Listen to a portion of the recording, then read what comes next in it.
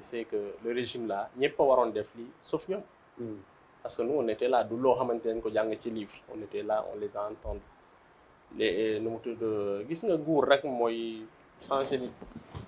lay révéler. C'est-à-dire en réalité man lu ma gëm nguur gi gëmul la liberté d'expression gëmul la démocratie da koy utiliser parce que c'est des régimes populistes dañ koy utiliser comme moyen pour yegg ci nguur gi mais après dañ koy salfaañi c'est exactement ce qui est en train d'arriver dans nos pays. boo jëlee par exemple ci wàllu liberté d'expression Ousmane Sonko amul lu mu waxul ci réew mi ci wàllu liberté d'expression xam na wax na sax loo xamante ni xëy na bu fekkee ni yeneen régime la dañ ko doon jàpp avant ça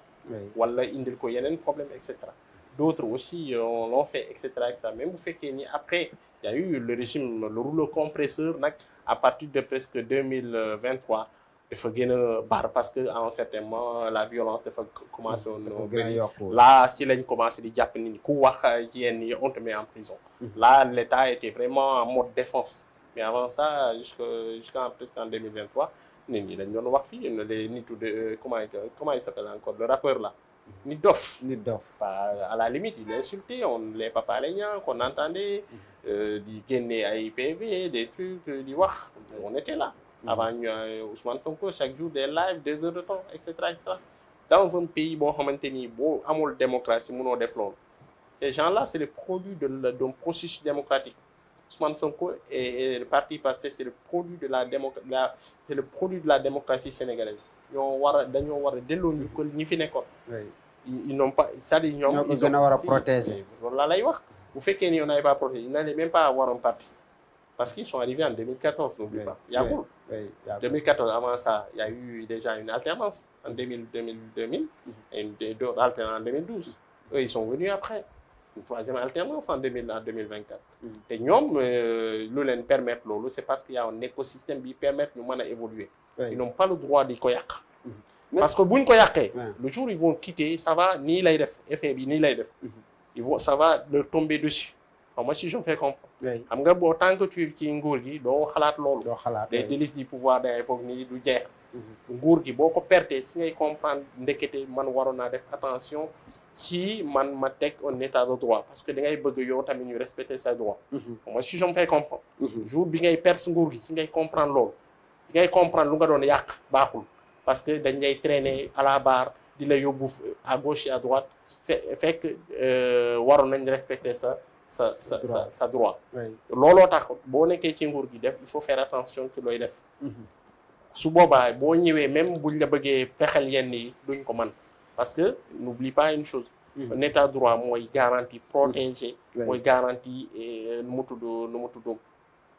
ñun ñëpp suñu liberté yi mooy garantir ñun ñëpp suñu sécurité c'est extrêmement important bu fekkee ni loolu dindi nga ko tu as juste la volonté d'une personne mun na jékki-jékki ne toi nu nga abiyoo san neexuma ñu jàppal mais aussi par rapport ak xëy na yow li nga jot a xam si côté wax sa xalaat est-ce que parfois sénégalais yi wala ñenn si ñoo xam ne ay porteurs de voix lañ duñ exposer seen bopp c'est-à-dire yenn yoo xam ne dañ siy wax te xëy na nekkuñu ay expert donte war nañoo wax si lépp mais aussi dafa mel ni dañuy xaw a saraxe seen bopp daal si gàttal. non pas saraxe c'est-à-dire c'est l'écosystème des médias qui a changé en fait.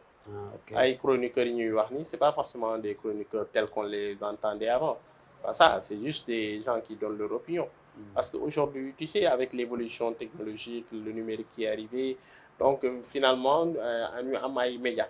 médias sociaux yi duñu vendre de l'information en fait ils vendent de l'émotion les gens ne font pas attention les réseaux sociaux lu bari duñu jaay information c'est pas fait même pour ça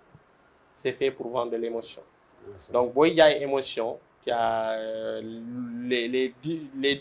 discours clivants luy mooy xuloo mooy xëccoo et tout c'est ça qui marche sur les réseaux c'est pas autre chose la petite phrase bi ñuy dóor gauche droite pas la réflexion c'est pas fait pour ça donc modèle économique réseaux sociaux yi ci la basé wu léegi bu fekkee ni réseaux sociaux yi modèle boobu loolu la luy marché foofu n'oublie pas que les télévisions là nii la ñuy def avec les réseaux les télévisions si lu bëri bu ñu tey jii bu ñuy def plateau booy wax dañuy bëgg nga wax yenn mots yi comme ça ñu retrouver ko ñu dàgg ko dugal ko dans les réseaux et cetera et après ñu monétiser ko donc c'est l'écosystème qui a créé cette situation c'est pas seulement le Sénégal en fait c'est partout donc loolu tax na finalement moo tax médias yi évolué on a tey jii boo xoolee bu baax suñu médias yi c'est plus des médias d'opinion que des médias d'information. boo analyser suñu médias yi tu n'as pas plus de 10-15% d'information volume d'information ci médias yi xalaat moo ci gën a bëri xalaat voilà te médias sociaux yi boo xoolee bu baax les réseaux sociaux rek ci lu bëri ay waxu mbedd la ay waxu yi ñu doon am ci mbedd mi c'est ce que les gens mettent débat de personnes quand même souvent c'est ce que je te dis c'est fait pour ça parce que yooyu xam nga ce qui est sensationnel cerveau humain du ko dépasser les ingénieurs yi defar Facebook defar yeneen ils ont compris que le cerveau humain lu koy attirer mooy yooyu moo tax ñu defar réseaux sociaux yi en fonction de ça moo tax donc les réseaux sociaux dañuy vendre ce qu'on appelle de l'émotion lépp luy émotion ça marche boo fa defee presque ay de la réflexion ay kii yenn cours yi ça ne marche pas les gens ne regardent pas ça parce que tout simplement nit moo mel noonu en fait léegi rencontre cerveau humain bi ak yooyu noonu moo tax ça marche et finalement les acteurs ñi nekk ci médias yi ils se sont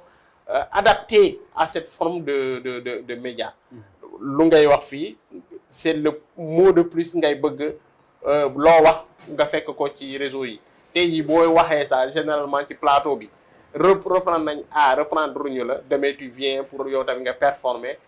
pour ñu reprendre la et cetera finalement même les hommes politiques bu ñuy wax ils parlent en fonction de ça et finalement l'espace yëpp mooy changer même la façon de parler nos hommes politiques nu ñuy waxee et cetera ça a changé complètement l'écosystème et fondamentalement les chroniqueurs dont on parle c'est pas des chroniqueurs c'est des gens qui donnent l'opinion c'est tout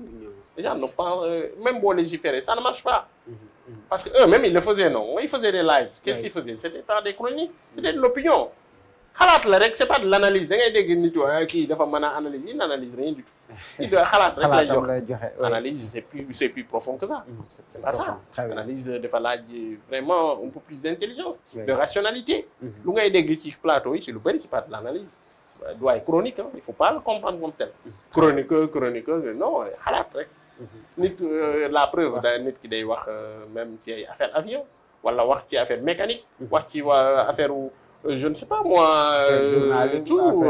journaliste fekk yow tu n'as mais gëstu woo sa yooyu fekk c'est même pas ton domaine fekk déjà même y en a qui n'ont même pas le bac y en a qui n'ont rien mais ils ont droit de parler tant qu'ils respectent la loi il faut aussi qu'on s'entende sur ça ils n'ont pas le droit de les arrêter opinion la xalaat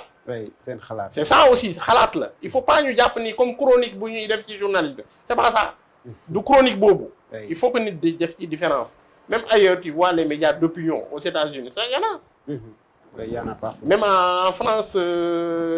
CNews et autres c'est des médias d'opinion boo xamante ni toute la journée les gens sont là mais c'est le modèle économique moo changé moo tax médias yi changé waat mel noonu par exemple tey jii modèle économique bi je te donne l'exemple du Sénégal tout le monde a constaté que les hommes politiques de manière générale depuis Senghor ba léegi nii sont toujours débrouillés pour que ñu bañ a am presse bu baax tout le monde l'a constaté plus encore ñii fi ñii moom ils nient carrément la presse je parle de ñële depuis ñële ils sont toujours débrouillés que pour ñu bañ a am presse bu baax ils n'aident pas nit ñi des fois même pour mën a exister c'était compliqué t'as vu le code de la presse saboté ko gauche droite c'est compliqué t'as vu même le défi de l'existence des médias problème là dans nos États boo waxee yéen yi mu bëgg la indil problème mais t'as vu avec les jeunes et c'est ça qui est malheureux en fait des gens nés après les années 60 qui se comportent avec un logiciel des années 60 70 c'est ça qui est triste en fait